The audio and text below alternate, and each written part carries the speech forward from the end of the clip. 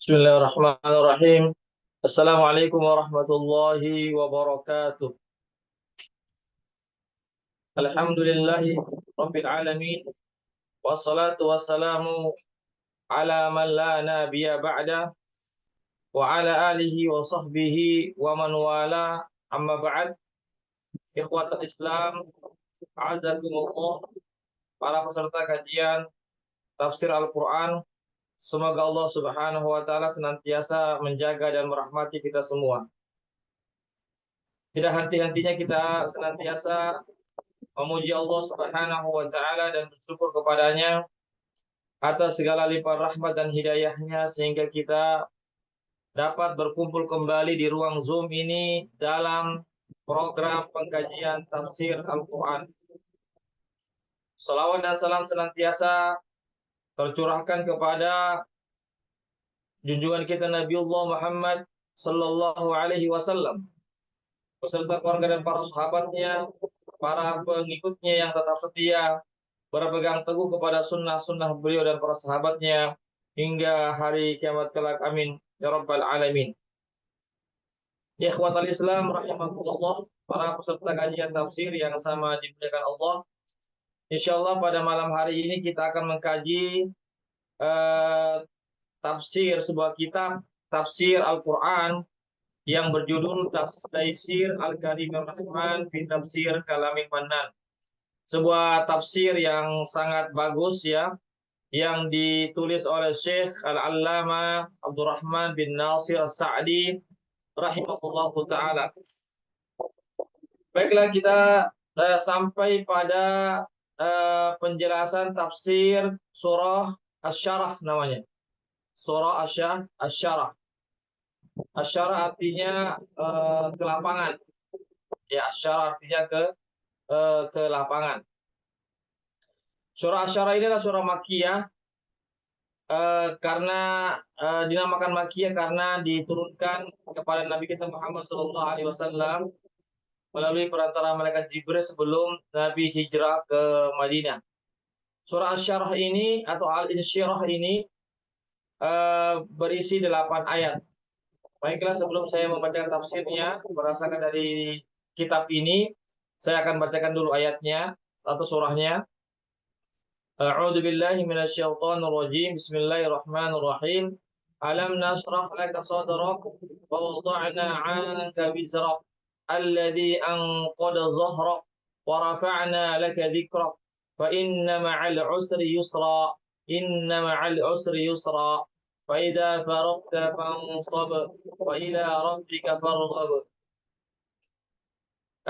Saya yakin di antara kita sudah ada yang menghafalkan ya surah Al-Insyirah atau surah Asy-Syarah ini, karena surah ini termasuk surah yang pendek ya, ayatnya pendek, hanya berisi 8 ayat saja. Ikhwatal Islam rahimakumullah. Baiklah, kita akan menjelaskan ya atau menafsirkan ya sebagaimana yang ditafsirkan oleh Syekh As-Sa'di dalam kitabnya ini, tafsir Taisir Al-Karimur Rahman. Baiklah. Alam nashrah laka sadrak. Alam nashrah laka sadrak artinya bukankah kami, kata Allah, telah melapangkan dadamu. Bukankah kami, kata Allah, telah melapangkan dadamu.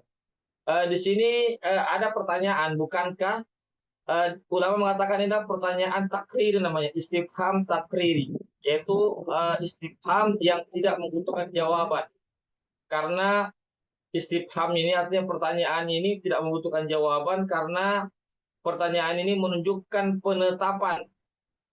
Artinya Allah Subhanahu wa taala itu telah melapangkan dada Rasulullah SAW, telah melapangkan hati Rasulullah SAW. Jadi pertanyaan bukankah kami atau tidakkah kami melapangkan, itu maksudnya sesungguhnya kami telah melapangkan dadamu wahai Muhammad. Ya, karena ini pertanyaannya tidak membutuhkan jawaban, artinya sudah tentu bahwasanya Allah telah melapangkan hati Rasulullah SAW. Ikhwatal Islam azakumullah. Jadi yang dimaksudkan di sini Allah telah melapangkan dada Nabi atau hati Nabi lah untuk menerima syariat Allah. Ya, untuk menerima syariat Allah Subhanahu wa taala yaitu berupa Al-Qur'an. Ya, Al-Qur'an ini adalah berupa berisi syariat-syariat Allah Subhanahu wa taala. Jadi Allah Subhanahu wa taala telah melapangkan dada Nabi untuk menerima Al-Qur'an, untuk mau mendakwakan agama Allah Subhanahu wa taala kepada umat manusia, dan juga Nabi dilapangkan untuk memiliki akhlak yang mulia, ya, dan juga Nabi dilapangkan hatinya untuk mempersiapkan dirinya untuk menghadapi namanya hari akhirat, dan Nabi juga dilapangkan hatinya untuk untuk bisa mengerjakan amal-amal kebaikan. Itulah yang dimaksud dengan alam nashrah laka sadrak, bukankah kami yang Muhammad, kata Allah, telah melapangkan dada kamu untuk menerima syariat Allah Subhanahu wa taala. Bahkan juga disebutkan dalam tafsir yang lain, di sini Allah Subhanahu wa taala melapangkan dada Nabi untuk menerima dua hal. Ada yang berupa syariat, yang kedua adalah berupa takdir.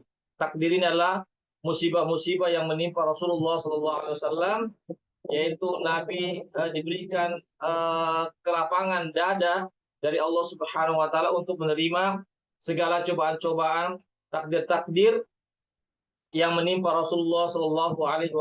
Kita ketahui bersama bahwasanya Nabi selama 23 tahun beliau mengalami begitu banyak cobaan-cobaan, gangguan-gangguan dari para musuh-musuhnya, celaan dan semuanya, bahkan beliau hampir bunuh, beliau diusir dan seterusnya, bahkan dalam peperangan beliau berdarah dan seterusnya. Namun Nabi bisa melewati semua dengan penuh kesabaran, dengan penuh perjuangan, karena Allah Subhanahu wa taala telah melapangkan dada Nabi untuk menerima semua syariat-syariat Islam ini. Begitu juga telah Allah lapangkan dada Nabi untuk menerima segala ujian-ujian atau musibah-musibah yang menimpa Rasulullah SAW. Ikhwatul Islam azakumullah. Itulah makna daripada alam nasrah laka sadrak. Bukankah kami, kata Allah, telah melapangkan dadamu ya Muhammad, hatimu ya Muhammad, untuk menerima syariat Allah dan untuk menerima takdir Allah Subhanahu wa taala berupa ujian-ujian dan cobaan-cobaan yang berasal dari Allah Subhanahu wa taala. Ya. Jadi sekali lagi Nabi karena Allah lapangkan dadanya, hatinya, sehingga beliau tidak ada sedikit pun perasaan berat untuk menjalankan syariat Islam ini. Tidak ada perasaan dalam hati Nabi ini untuk enggan atau ragu-ragu terhadap syariat Allah Subhanahu wa taala. Nabi terus mengamalkan syariat ini, bahkan beliau mendakwakannya, mengajak manusia kepada syariat ini, kepada Al-Qur'an. Bahkan Nabi juga menjadi orang-orang yang senantiasa menerima segala macam ujian-ujian yang ditimpakan kepada Rasulullah SAW melalui musuh-musuhnya. Tentu semua ini merupakan ujian dari Allah Subhanahu wa taala. Itulah yang dimiliki oleh Rasulullah SAW dalam perjalanan beliau dalam menyampaikan risalah Allah Subhanahu wa taala. Wa wada'na 'anka wizra, dan kami telah menghapuskan darimu dosa-dosamu. Jadi Nabi ini telah dihapuskan dosa-dosanya oleh Allah Subhanahu wa taala, apa yang telah lalu dan apa yang akan terjadi. Jadi kekhususan Nabi SAW dibandingkan kita adalah beliau telah dihapuskan dosa-dosanya yang telah lalu dan dihapuskan dosa-dosanya yang akan datang atau apa yang belum terjadi. Ya. Ikhwatul Islam azakumullah, ini merupakan satu keistimewaan yang Allah Subhanahu wa taala berikan kepada Rasulullah sallallahu alaihi wasallam. Ya. Alladzi anqadha dhahrak, yang memberatkan punggungmu. Ya, itu maksudnya adalah dosa inilah yang membuat seseorang itu malas beribadah. Ya, dosa inilah yang membuat seseorang itu jauh dari Allah Subhanahu wa taala, ya. Tapi Allah Subhanahu wa taala telah bersihkan dari Nabi segala dosa sehingga Nabi pun dengan ringannya beliau mampu untuk melaksanakan perintah-perintah Allah dan meninggalkan larangan-larangan Allah Subhanahu wa taala. Tentu ini satu keistimewaan, satu kekhususan yang diberikan Allah kepada Nabi kita Muhammad sallallahu alaihi wasallam. Ikhwatul Islam, azakullah. Tentu ya karena Nabi kita adalah seorang Nabi dan Rasul, maka beliau ya membawa risalah Allah, maka beliau pun mendapatkan kekhususan dari Allah Subhanahu wa taala. Jadi intinya adalah Nabi telah dihapuskan dosa-dosanya yang telah lalu dan akan datang, sehingga beliau pun dengannya beliau menjadi orang yang bersih, tapi beliau maka dengannya beliau pun mudah menjalankan perintah-perintah Allah Subhanahu wa taala. Kita bisa lihat ikhwatul Islam azakumullah, tatkala manusia itu banyak berbuat dosa, maka dosanya itulah yang menghalangi dia untuk berbuat kebaikan. Ya, artinya karena dosanya begitu banyak sehingga kadang manusia itu berat sekali melakukan kebaikan. Itulah kenapa kan Nabi kita Muhammad SAW sangat ringannya beliau melaksanakan ibadah kepada Allah Subhanahu wa taala karena Allah telah menghapuskan dosa-dosanya, karena dosa-dosa itu yang dapat membuat seseorang itu malas melaksanakan ibadah kepada Allah Subhanahu wa taala. Ikhwatal Islam, a'azzakumullah. Ya.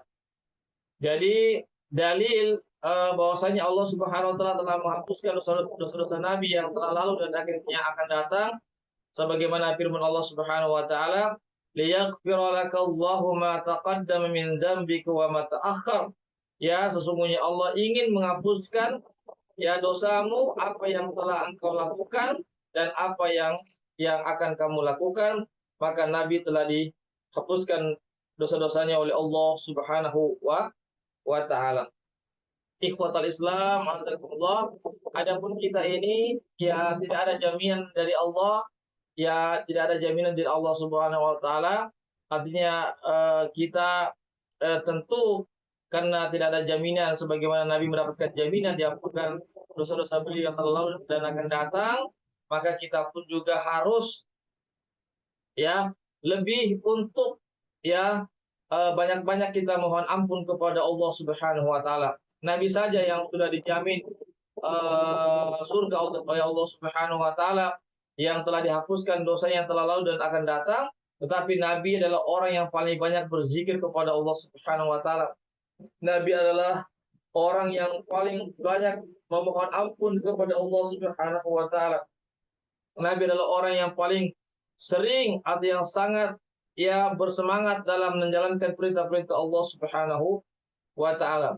Sebagaimana kita ketahui bersama bahwa Nabi itu pernah didapati oleh istrinya Aisyah bahwasanya beliau Nabi itu sholat malam sampai kakinya itu bengkak-bengkak ya karena begitu lamanya beliau melaksanakan sholat di tengah malam atau di sepertiga malam terakhir. Maka Nabi pun mengatakan, pada Aisyah mengatakan, ya Rasulullah, kenapa engkau beribadah sedemikian rupa padahal Allah telah mengampunkan dosamu yang telah lalu dan akan datang? Apa kata Nabi? Afala akuna abdan syakura. Tidakkah aku ingin menjadi seorang hamba yang bersyukur kepada Allah Subhanahu wa taala. Jadi Nabi meskipun telah dihapuskan dosa-dosanya oleh Allah Subhanahu wa taala setelah apa yang lalu dan apa yang akan datang, tetapi Nabi adalah orang yang paling banyak beribadah kepada Allah. Orang yang paling banyak beristighfar dan bertobat kepada Allah Subhanahu wa taala. Bahkan disebutkan beliau itu beristighfar bertobat dalam sehari semalam itu minimal 70 kali sampai 100 kali. Itu Rasulullah SAW. Ya, bagaimana dengan kita yang tidak ada jaminan? Sudahkah kita benar-benar banyak-banyak beristighfar, banyak-banyak kita bertakarub kepada Allah Subhanahu wa taala. Ini yang menjadi renungan bagi kita semuanya, yaitu marilah kita senantiasa bertobat kepada Allah, memperbaiki diri kita, beristighfar kepada Allah Subhanahu wa taala agar kita mudah untuk menjalankan perintah-perintah Allah Subhanahu wa taala. Ikhwatal Islam azakumullah. Saya akan lanjutkan ayat yang selanjutnya. Wa rafa'na laka dzikrak. Dan sungguh kami, kata Allah, telah mengangkat ya eh, harga atau kehormatan atau harga dirimu. Artinya atau kedudukanmu. Ya, jadi Allah Subhanahu wa taala telah mengangkat kedudukan Rasulullah Shallallahu alaihi wasallam ya dibandingkan dengan manusia-manusia yang lainnya. Ya, sehingga Nabi pun senantiasa mendapatkan pujian dari Allah Subhanahu wa taala. Nabi senantiasa, bahkan disebutkan dalam Al-Qur'an, "Innallaha wa malaikatahu yusholluna 'alan nabi, ya ayyuhalladzina amanu shallu 'alaihi wa sallimu taslima." Wahai orang-orang yang beriman, ya, sesungguhnya Allah Subhanahu wa taala dan ya dan malaikat-malaikatnya berselawat kepada Rasulullah Shallallahu alaihi wasallam. Coba bayangkan ya, Allah saja yang merupakan yang menciptakan Nabi kita Muhammad SAW pun berselawat kepada Rasulullah Shallallahu alaihi wasallam. Maksudnya adalah Allah senantiasa memuji Rasulullah Shallallahu alaihi wasallam di hadapan para malaikatnya. Ikhwatal Islam azakumullah, itulah salawat Allah Subhanahu wa taala kepada Rasulullah Shallallahu alaihi wasallam. Ya, baik, kita lanjutkan. Di sini wa rafa'na laka dzikr, dan kami telah mengangkat kedudukanmu ya Rasulullah. Benar, Allah Subhanahu wa taala telah mengangkat kedudukan ya kehormatan Rasulullah Shallallahu alaihi wasallam, sehingga sehingga syarat seseorang masuk ke dalam Islam yaitu mengucapkan dua kalimat syahadat.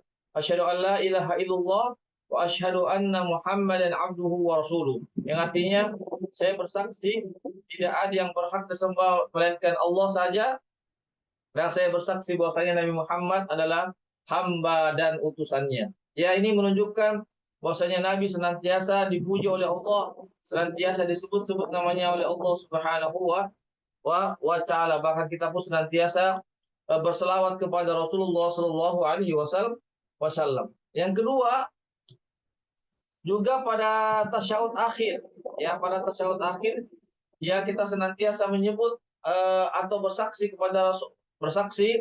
atau memuji Rasulullah Shallallahu alaihi wasallam, bahwasanya beliau adalah orang yang apa namanya, yang mana kita diperintahkan untuk berselawat kepada Rasulullah Shallallahu alaihi wasallam. Ikhwatal Islam azakumullah, ya masih banyak lagi ya yang kita dapati, yaitu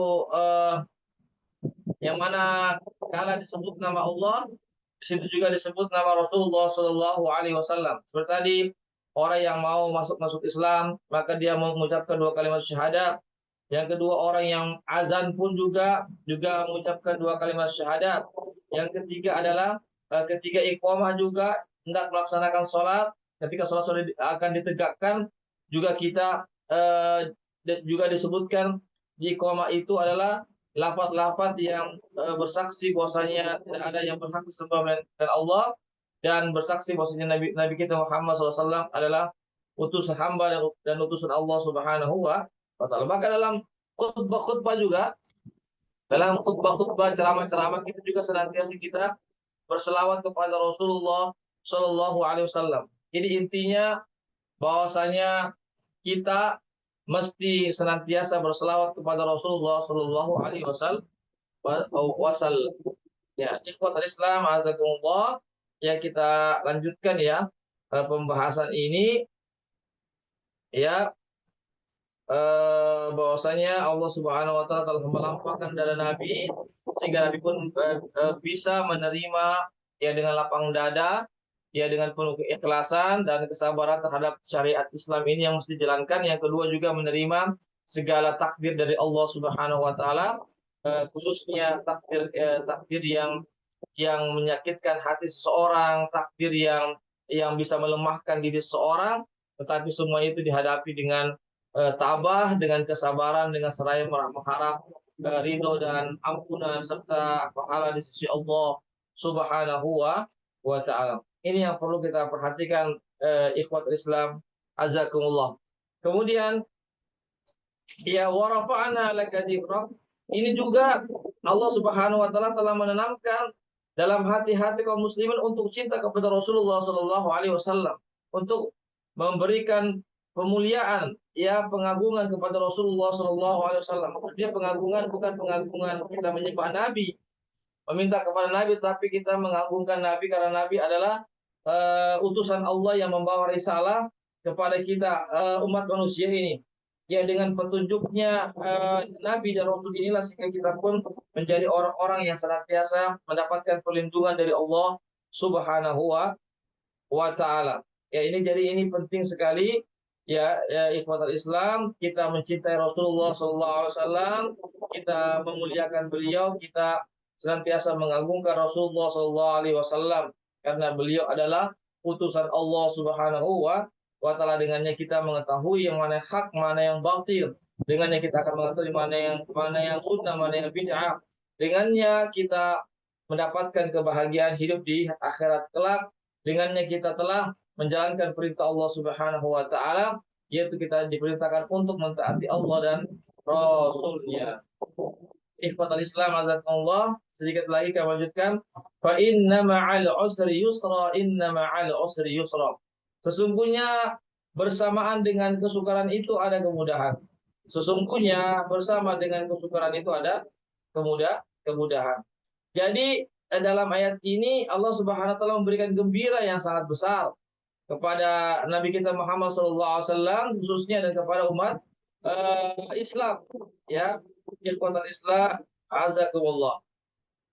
Ya, di sini kata ulama, kesusahannya itu meskipun terulang 2 kali, tetapi dia digolongkan satu kesusahan. Sedangkan yusron, kemudahan itu disebutkan 2 kali. Ulama mengatakan kita tetapkan berdasarkan kedua kalinya bahwasanya Allah Subhanahu wa taala, ya, Allah Subhanahu wa taala memberikan namanya ujian-ujian, tetapi Allah Subhanahu wa taala memberikan solusi-solusi untuk menghadapinya. Bahkan di ayat ini satu ujian Allah berikan 2 jalan. Satu ujian Allah berikan 2. Ketika Allah berikan kita 2 ujian, berarti Allah telah memberikan kita 4 jalan. Jadi insya Allah bagi seorang mukmin tidak akan pernah menyerah menghadapi kehidupan ini, meskipun barangkali banyak godaan-godaannya, tantangan-tantangan musibah, tapi seorang muslim dia tetap ya menerima daripada, ya, keputusan Allah Subhanahu wa taala, menerima daripada isi Al-Qur'an ini, karena seorang mukmin tentu meyakini bahwasanya kebahagiaan hidup seorang itu tatkala mereka, ya, berada di atas jalan Allah Subhanahu wa taala. Kemudian yang berikutnya adalah fa idza faraqta fansab wa ila rabbika farghab. Dan apabila engkau telah selesai melakukan satu urusan dunia, maka segera kerjakan urusan akhirat. Ya, segera kerjakan masalah-masalah ibadah. Ya, artinya seorang mukmin itu betul-betul dia memanfaatkan waktu sebaik-baiknya. Ya, tidak ada waktu-waktu kosong yang percuma dengan sendirinya tanpa ada nilai pahala di situ. Oleh karena itu dalam ayat ini fa idza faraqta fansab. Apabila kamu sudah selesai melakukan satu pekerjaan, baik pekerjaan ibadah ataupun pekerjaan yang bukan ibadah, maka fansab, maka segeralah, ya, untuk mencari lagi kegiatan-kegiatan yang lainnya yang memberikan manfaat baik dunia ataupun akhiratnya.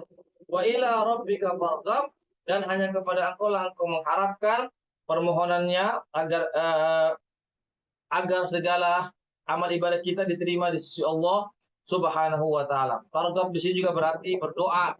Setelah kita beramal, kita berdoa. Jadi sekali lagi ayat ini kita diperintahkan untuk berdoa kepada Allah Subhanahu wa taala. Ya. Agar kita senantiasa diterima segala amal ibadah kita oleh Allah Subhanahu wa taala. Ya, barangkali ini yang bisa kami sampaikan para peserta kajian tafsir yang sama dimuliakan Allah. Ya, sebelum saya akhiri, barangkali ada yang mau menanyakan terkait penjelasan tafsir kita pada malam hari ini pada surah Al-Insyirah atau surah Asy-Syarah, yaitu surah tentang kelapangan dada Rasulullah Shallallahu Alaihi Wasallam untuk menerima Islam. Demikian. Ya, ada yang bertanya? Pertanyaannya bisa lewat room chat atau secara langsung, silakan.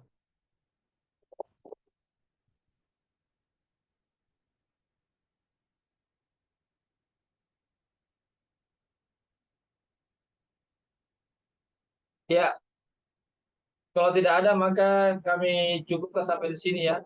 Ya meskipun eh, taklim kita tidak sampai 1 jam ya, tapi materinya sudah selesai ya. Kajian surah Asy-Syarah, tafsir surah Asy-Syarah sudah selesai ya, maka kami cukupkan sampai di sini. Mudah-mudahan ada manfaatnya bagi kita semuanya. Yang benar datangnya dari Allah saja, yang khilaf, yang salah daripada kami dan daripada kebodohan kami. Dan saya mohon ampun kepada Allah dan saya mohon maaf kepada para peserta kajian semuanya. Demikianlah ya. Semoga Allah Subhanahu Wa Taala memberikan balasan yang terbaik bagi kita semua yang sudah menyempatkan waktu kita untuk mempelajari agama Allah Subhanahu wa taala. Dan juga mengucapkan jazakumullahu khairan katsira wa barakallahu fikum kepada para donatur yang sudah berpartisipasi terselenggaranya kegiatan rutin tafsir ini setiap bulannya. Semoga Allah Subhanahu wa taala memberikan senantiasa kebaikan yang sangat banyak dan pahala-pahala yang tak terhingga di sisi Allah Subhanahu wa taala bagi para donatur ataupun yang sudah berpartisipasi terlaksananya kegiatan kali ini. Baiklah, kami undur diri. Soal ini ada rekamannya. Kami akan kirimkan rekamannya kepada peserta semua agar bisa diputar-putar kembali ya apa yang sudah kami sampaikan pada pertemuan kita kali ini. Barakallahu fikum jami'an wa nashkurukum ala husni istima'ikum wa musyarakatikum wa akhirul majlis subhanakallahumma wa bihamdik asyhadu an la ilaha illa anta astaghfiruka wa atubu ilaik. Assalamualaikum warahmatullahi wabarakatuh. Waalaikumsalam warahmatullahi wabarakatuh. Syukran, jazakallah khair, Ustaz. Afwan, dia